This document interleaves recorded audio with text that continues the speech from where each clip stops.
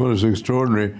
On the news this morning, the radio news this morning, they said that the source of electricity, I think they were saying in New South Wales, is 87% was coal.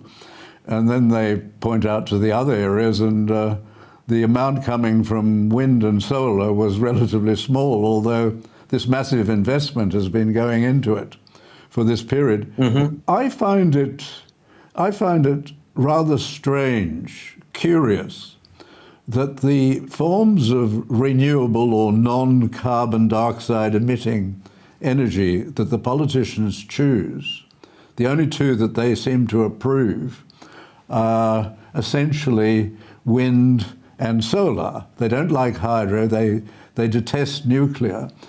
And it seems to me, is it just a coincidence that the two that they prefer, that is wind and solar, are the two which are enriching the communist Chinese? I find that an interesting fact. Is there something in that, or am I reading too much into that, do you think?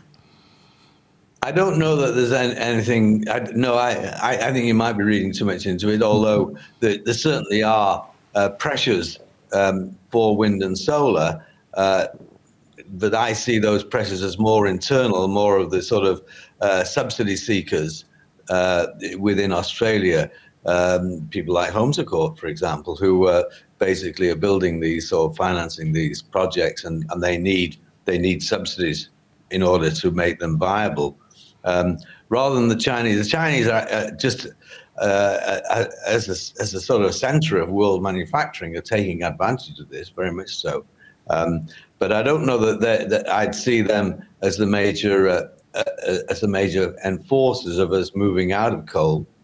They do have an advantage. They do have an incentive to do so, because they can then sell us windmills rather than coal mining equipment. But the most of them, I see these as mostly internally driven by people who hate capitalism and hate coal. Have come to hate coal. I mean, it is odd that those people who claim to be wanting to reduce emissions don't want to reduce those emissions through nuclear and don't want to reduce them through hydro. In the case of hydro, there is limited but some additional resources in Australia. Nuclear, of course, is a very fine way of generating power. It's much more expensive for Australia, but not for other countries, to do it that way.